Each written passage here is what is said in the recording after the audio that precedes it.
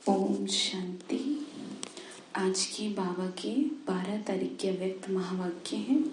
आज बाबा ने हम बच्चों को समझाया याद में रमणीकता लाने की युक्तियाँ। रमणीकता मतलब होता है बारीकी, बहुत गहराई से, बहुत डेप्थ में जा करके आपको ये देखना है कि हम बाबा को कितने % याद कर रहे हैं। और डेट है रिवाइज कोर्स की 19/3/1988।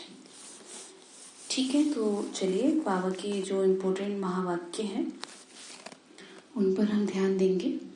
बाकी पूरी मुरली आप स्वयं से पढ़ेंगे।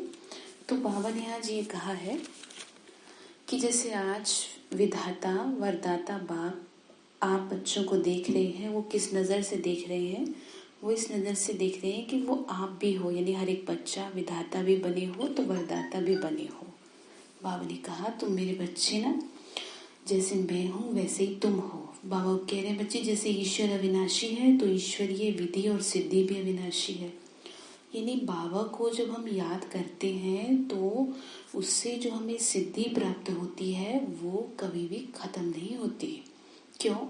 क्योंकि भगवान अविनाशी है, उसका नाश नहीं होता। फिर दूसरा पॉइंट है आपकी सिद्धि सिद्धांत की विधि द्वारा सिद्धि है। मतलब बाबा ने कहा आप सिद्धांतों के बिहाफ पे चलते हो, जो बाबा के सिद्धांत है उसी के बिहाफ पे हमें सिद्धि प्राप्त होती है। यानी हम कंप्लीट उसमें सक्सेसफुल हो जाते हैं। जिसे आपको समझा है ना, सोमान के अभ्यास से सिद्धि मिलती है, वैसे ही। फिर बाबा ने कहा सदा श्रेष्ठ सोमान के स्थिति की सीट पर सेट रहते हो। तो बाबा पूछ रहे बच्चे कैसे सिद्धि मिलेगी? जब आप सीट पर सेट रहेंगे। कौन सी सीट? जैसे कि एक ऑफिसर जब अपनी सीट पे सेट रहता है तो दुनिया उसे सलाम करती है। जैसे वो सीट से उठ जाए, कौन जाने वो क्या है, तो दैट इज सेम थिंग। बाबा कहे बच्चे तुम्हारी सीट है सोमान। जब तुम स्वमान में स्थित रहते हो तो क्या रहता है, तुम्हारी स्थिति अच्छी रहती है, अदरवाइज डामाडोल हो जाता है। तो ध्यान रखना है कि हमेशा अपनी ऊंची सीट पर सेट रहें। फिर बोला जब याद में बैठते हो तो अपने कोई न कोई श्रेष्ठ सोमान की सीट पर ही बैठो। यानी ऐसे ही नहीं खाली बैठ जाओ, बस बैठ गए योग लगाने। आपको सिखा रखा है जब भी आपका योग ना लगे तो आप सोमान का अभ्यास करें। अपने आप सोमान के अभ्यास से एकाग्रता बनती जाती है। तो बाबा वही कह रहे हैं बच्चे सोमान की सीट पर बैठे रहो। फिर आगे कहा आपका तो श्रेष्ठ स्थिति का आसन है सोमान। कभी मास्टर बीज रूप की स्थिति के आसन पर सीट पर सेट रहो, कभी अव्यक्त फरिश्ते की सीट पर सेट रहो।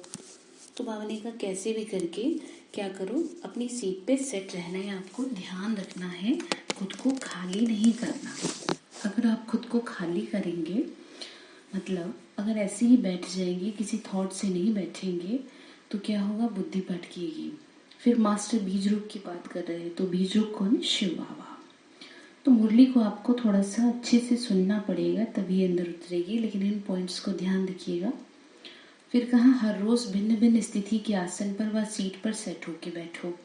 कभी मैं शांत स्वरूप हूँ, ठीक है, कभी मैं मास्टर सर्वशक्तिमान हूँ, कभी मैं विश्व कल्याणकारी आत्मा हूँ। तो ये क्या हो गई? ये भिन्न भिन्न सीट हो गई,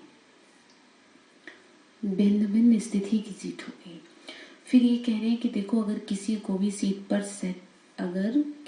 भी सीट सेट नहीं होती, मतलब कंफर्टेबल नहीं होता, तो क्या होता है, हलचल करते हैं, ऐसे हिलते रहते हैं। बाबा ने कहा हलचल करते हैं ना, कभी ऐसे करेंगे कभी वैसे करेंगे, तो ये भी बुद्धि हलचल में आ जाती है जब सीट पर नहीं होती। इट मीन्स आपकी बुद्धि में एकाग्रता नहीं है। आप बैठे हो बाबा को याद करने, आपको याद कुछ और आ रहा है, ठीक है। बाबा ने तो यहाँ तक कहा मुरली भी सुनो तो ऐसे सोच के सुनो ना, या यहाँ पर हो मुझे भोग लगा रहे हो, यहाँ पर मैं सामने बैठा हूँ, फिर भी परम धाम में बुद्धि को रखो। और आपकी बुद्धि भटक रही है इधर उधर, या आप जो चाह रहे हैं वो आप सेट कर नहीं पा रहे हैं, तो वो भी इसलिए ध्यान देना है, ठीक है। मतलब आप कंफर्टेबल होके, आपको जो सोमान मतलब कंफर्टेबल रहे, सूट करे, वही सोमान की सीट पे सेट रहे। फिर कहा अपने से बार बार पूछो, चेक करो कि सीट पर सेट हूँ या साधारण स्थिति में नीचे आ गए हो। जैसे कि हाँ ठीक है, चल तो रहे हैं, ज्ञान में मुरली भी सुन रहे हैं, हाँ सब ठीक है, योग भी लग जाता है, तो ये मज़ा नहीं आएगा। फिर आपका स्वमान से, आपकी स्थिति से दिखेगा कि आप कितना अपनी सीट पर सेट हो। ठीक है, मतलब आपकी स्थिति बताइए, क्योंकि आने वाले समय में कुछ काम नहीं आएगा, सिर्फ आपकी स्थिति काम में आएगी।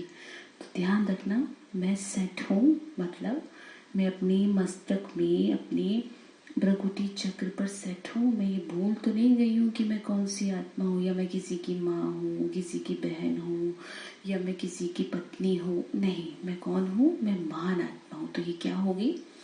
ये सीट पर सेट हो। फिर कहा कभी नूरे रतन बन बाप के नैनों में समाया हूँ, वैरायटी समाया हूँ। बाबा ने कहा चेक करो, इससे क्या होगा? रमणीकता आएगी। फिर बाबा ने लास्ट में कहा कि बीच बीच में चेक करो। वरदान में बाबा ने कहा बच्चे कर्म भोग पर कैसे विजय प्राप्त करोगे?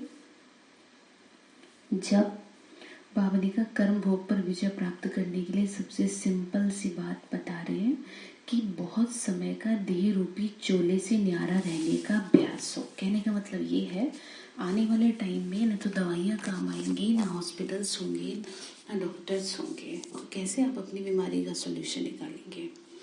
तो इसके लिए आप क्या करें, आप इस स्थिति का अभ्यास करें, मैं आत्मा इस शरीर में बैठी हूँ और इस शरीर में जितनी भी प्रॉब्लम हो रही है उनको योग की शक्ति से मैं विजय प्राप्त कर रही हूँ।